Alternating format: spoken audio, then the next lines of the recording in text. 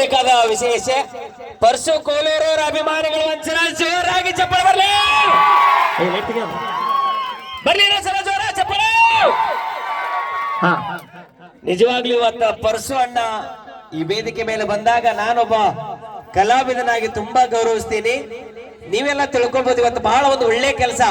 ಯಾಕಂದ್ರ ಈ ಭಾರತ ದೇಶದೊಳಗ ವಿಶೇಷವಾಗಿ ಎಲ್ಲರೂ ಸರಿ ಸಮಾನವಾಗಿ ಬಾಳಿ ಬದುಕಬೇಕು.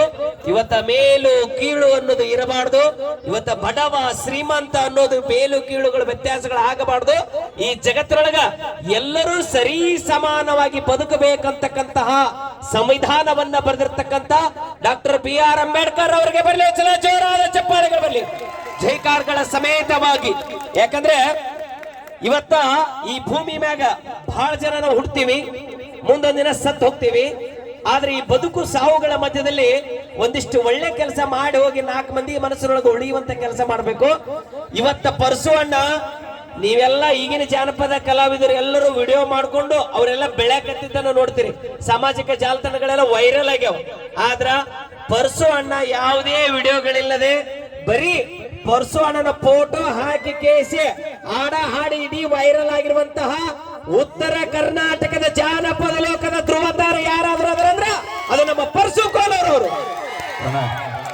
ಆಕ್ಚುಲಿ ನಾನು ಬೆಳಿತಿದ್ನಿ, ಅದೇ ಮಾಡೋದು ಅಣ್ಣ. ನಂಗೆ ನನಗೂ 6 ಪ್ಯಾಕ್ ಇರಲಿಲ್ಲ, ಫ್ಯಾಮಿಲಿ ಪ್ಯಾಕ್ ಆಗಿತ್ತು. ಅಣ್ಣ ಸ್ಮಾರ್ಟ್ ಅದನ್ನ ಜಲ್ದಿ ಬೆಳೆದ. ಇಲ್ಲ, ಪರಸು ಅಣ್ಣನ ಬಗ್ಗೆ ಇವತ್ತು ನನಗೆ ಮಾತಾಡಕ್ ಖುಷಿ ಆಗುತ್ತಾ. ನೀವೆಲ್ಲರೂ ತಿಳ್ಕೊಳ್ಬೇಕು, ಯಾಕಂದ್ರೆ ಯಾರಿಗೋ ಒಂದು ಸ್ಫೂರ್ತಿ ಆಗ್ಲಿ ಅಂತ. ಅಣ್ಣ ಪರಸು ಅಣ್ಣ ಇವತ್ತು ಇಷ್ಟು ದೊಡ್ಡ ಮಟ್ಟಕ್ಕೆ ಬೆಳೆದಾನ. ಜೊತೆಗೆ ವಿಶೇಷವಾಗಿ ವೃತ್ತಿಯೊಳಗೆ ಅವರು ಶಿಕ್ಷಕರಾಗಬೇಕಂತ ಕನಸನ್ನು ಹೊತ್ಕೊಂಡು ಬಂದು ಕೂತಿದ್ರು. ಅವರು ಕೂಡ B.Ed ಮುಗಿಸ್ಯಾರ. ಸೊ ನಾನು B.Ed, ನಾನು ಟೀಚರ್, ಅವರು ಟೀಚರ್ ಆಗಿರ್ತಕ್ಕಂಥದ್ದು. ಮಕ್ಕಳಿಗೆ ವಿದ್ಯಾಭ್ಯಾಸವನ್ನ ಮಾಡಿಸಿ ಕಲಿಸಿ ಬಂದಿರುವಂತಹ ಒಬ್ಬ ಒಳ್ಳೆಯ ಶಿಕ್ಷಕರು ಕೂಡ ಆಗಿದ್ದಾರೆ. ಬರ್ಲಿ ಒಂದ್ಸಲ ಜೋರಾದ ಚಪ್ಪಾಳೆಗಳು. ಅನ್ಎಕ್ಸ್ಪೆಕ್ಟೆಡ್ ಆಗಿ ಜಾನಪದ ಲೋಕಕ್ಕೆ ಬಂದ್ರು. ಕಾರಣ ನಿಮ್ಮೆಲ್ಲರಿಗೂ ಗೊತ್ತೈತಿ, ಬಡತನ ಅನ್ನೋದು ನಮ್ಮೆಲ್ಲರಿಗೂ ಕೂಡ ತಿಂದು ಹಾಕ್ತೈತಿ. ಅಂತ ಕಡು ಬಡತನದೊಳಗೆ ಬೆಳೆದಿರ್ತಕ್ಕಂಥವ್ರು ಬಹಳ ಶ್ರಮಜೀವಿ, ಕಷ್ಟಪಟ್ಟನ. ಜಾನಪದ ಲೋಕಕ್ಕೆ ಎದಕ್ ಬಂದಾರ ಗೊತ್ತ? ಪರಸೋನ ಅಕ್ಕ ಕೈ ಕೊಟ್ಟಾಳ, ಪರಸರಿಗೆ 3 ಹಾರ ಎಷ್ಟೋ ಮಂದಿ. ಇಲ್ಲ ಇರ್ಲಿ, ಅದು ನಿಜಾನ ಐತಿ ಅದು. ಯಾಕಂದ್ರೆ ಜಾನಪದ ಲೋಕ ಹೆಂಗೆ ಕರ್ಕೊಂಡು ಬಂತಂತ ಗೊತ್ತಂಗ ಅವ್ರ ಲೈಫ್ನೊಳಗ ಜಾನಪದ ಲೋಕ ಬಂದಾದ್ಮೇಲೆ ಒಳ್ಳೆ ಟ್ರೆಂಡ್ ಮಾಡೋದಷ್ಟೇ ಅಲ್ಲ, ಇವ್ರ ಲವ್ ಫೀಲಿಂಗ್ಸ್ ಅಲ್ಲ, ಎಷ್ಟೋ ಮನಸ್ಸುಗಳ ಲವ್ ಫೀಲಿಂಗ್ಸ್ ಗಳಿಗೆ ಸ್ಫೂರ್ತಿ ಆದ್ರು.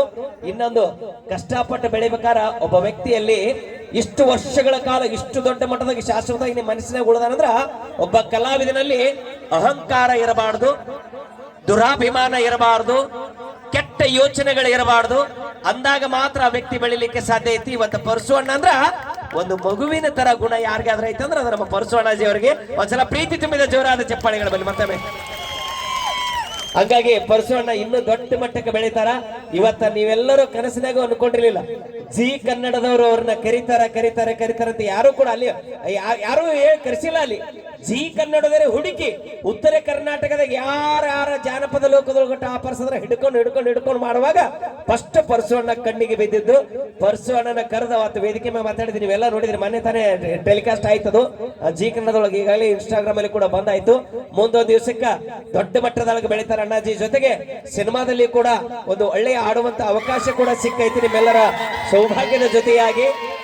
ಇನ್ನು ಇದಕ್ಕಿಂತ ಏನ್ ಎತ್ತರ ಬೆಳಿಬೇಕು ಹೇಳ್ರಿ, ಹೌದಲ್ಲ? ಪರಸು ಅಣ್ಣ ಯಾವುದೇ ಜಾತಿಗೆ ಧರ್ಮಕ್ಕೆ ಮೀಸಲಾದ ವ್ಯಕ್ತಿ ಅಲ್ಲ, ಎಲ್ಲರೂ ಪ್ರೀತಿಸುವಂತ ಒಬ್ಬ ಕನ್ನಡಿಗನಾಗಿ ಹೆಮ್ಮೆ ಪಡ್ತಕ್ಕಂತ ಹುಲಿ ಯಾವ್ದಾದ್ರು ಐತಂದ್ರ ನಮ್ಮ PK ಜೋರಾದ ಚಪ್ಪಾಳೆಗಳು. Thank you Annaji. ಇಷ್ಟು ಇನ್ನೂ ದೊಡ್ಡ ಮಟ್ಟಕ್ಕೆ ಬೆಳೀಲಿ. ಇದು ನಮ್ಮ ಕಲಾ ಸಿಂಚನ ತಂಡ ನಿನ್ನ ಜೊತೆಗೆ ಯಾವಾಗ್ಲೂ ಇರ್ತೈತೆ ಅಂತ ಹೇಳ್ತೀನಿ. Thank you so much. Okay,